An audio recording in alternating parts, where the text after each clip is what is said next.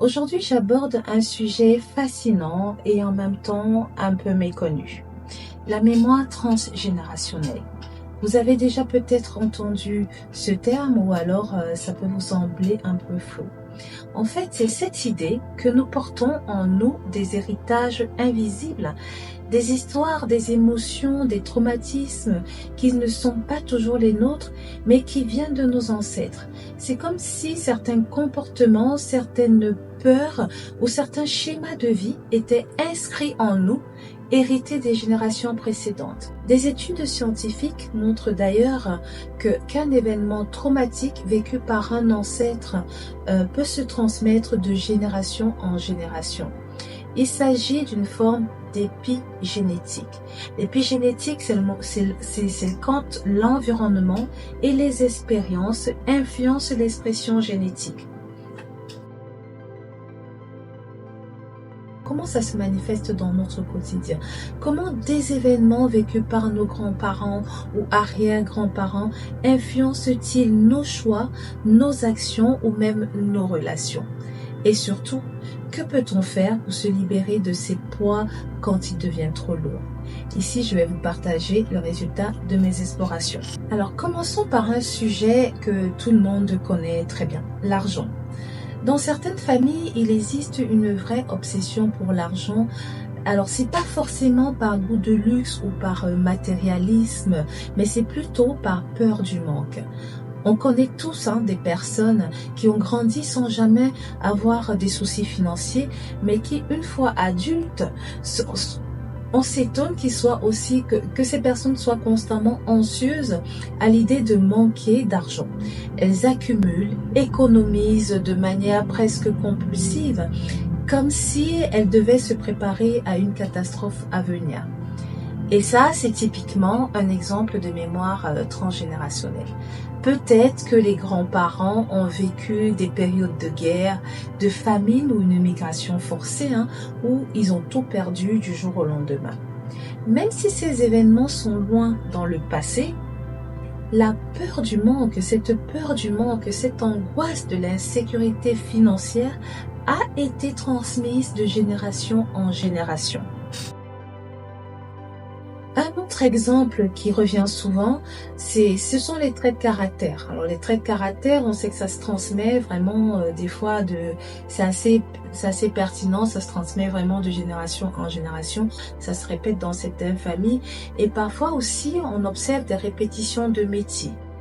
Vous voyez souvent dans des familles des gens qui ont le même métier en tant qu'avocat, en tant que médecin, c'est la répétition de métier. Alors, des fois, cette répétition peut être le résultat de la fierté et de la tradition, dans une famille, je ne dis pas non, mais d'autres fois, elle est vraiment le signe d'un schéma transgénérationnel. Un parent ou un grand-parent peut avoir vécu une frustration ou un rêve inachevé alors qu'il transmet à ses enfants comme une sorte de mission à accomplir. Et malheureusement, il n'est pas rare que l'enfant qui hérite sans en être totalement conscient, qui hérite de ce métier-là, sans en être conscient, que cet enfant ressente des fois une forme d'insatisfaction profonde et cet enfant a l'impression de ne pas vivre sa vie. On se demande des fois, mais pourquoi j'ai pris ce métier? Et en fait, j'ai pris ce métier pour faire plaisir, mais ce n'est pas le mien. On entend souvent ce genre de situation revenir assez souvent. Donc ce sont ces petites choses qui témoignent de la manière dont nos ancêtres continuent en fait à vivre à travers nous, à influencer nos manières d'être au quotidien. On a aussi comme exemple des peurs irrationnelles. Par exemple, la peur de l'eau. Une peur intense de l'eau. Alors qu'on n'a jamais vécu de traumatisme lié à cela. Mais en creusant un peu, vous découvrez qu'un ancêtre a été confronté à un événement tragique lié à l'eau. Ces peurs que nous ne comprenons pas sont parfois des échos d'un passé qui n'est pas le nôtre, mais qui continue de vibrer en nous. On ne sait pas pourquoi on a peur de l'eau. On n'a jamais nagé. On ne veut même pas prendre des cours de natation tellement on a peur de l'eau. À mon avis, il faudrait creuser un peu plus. Mémoire transgénérationnelle. Je vais vous raconter une autre histoire que j'ai écoutée récemment. C'est l'histoire d'une jeune femme qui a accouché d'un bébé, mais ce bébé pleurait tout le temps. Elle est allée consulter un praticien. Et le praticien a posé un diagnostic, assez étrange d'ailleurs, mais voilà, c'était ça, hein, c'est une histoire vraie. Le praticien lui a dit: je ressens beaucoup de morbidité chez votre enfant. Est-ce que vous avez perdu un enfant ou est-ce que vous avez eu des épisodes de fausse couche? Alors imaginez le désarroi de cette jeune dame, qui n'a jamais fait de fausse couche, qui ne comprend pas, déjà qui ne comprend pas qu'un enfant puisse avoir de la morbidité, c'est juste impensable. Donc elle sort de là totalement effondrée. Elle va chez sa mère, elle va s'effondrer dans les bras de sa mère et lui raconte ce que le praticien lui a dit. Et là, étonnamment, la mère, elle fond littéralement en larmes, elle éclate en sanglots. Et c'est là où la mère lui raconte donc une histoire, un secret de famille qui n'a jamais été partagé. Cette mère, elle a perdu un enfant, donc cette fille, cette jeune dame qui a accouché avait un grand frère décédé dont elle n'était pas au courant. Et voilà, et en fait, la douleur de la maman à l'époque, la douleur n'a pas été travaillée, la maman n'a pas fait son deuil, la maman, elle a enfoui cette douleur en elle, elle n'a jamais été évacuée et elle a transmis cette douleur à travers la mémoire, par le flux transgénérationnel au bébé qui porte toute la douleur de la maman qui n'a pas été évacuée. C'est poignant, n'est-ce pas? Nous voyons même certains schémas dans certaines familles, certains schémas relationnels qui se répètent sans cesse. Par exemple, on va avoir dans une famille des générations de femmes, de génération en génération, des femmes qui peuvent se retrouver dans des relations toxiques ou abusives, où toutes les femmes de la famille passent par un divorce. Ça se répète inlassablement de génération en génération. Ce sont souvent des héritages inconscients. Ce sont des héritages inconscients. C'est un modèle de relation qui s'est cristallisé et qui est transmis au fil des générations.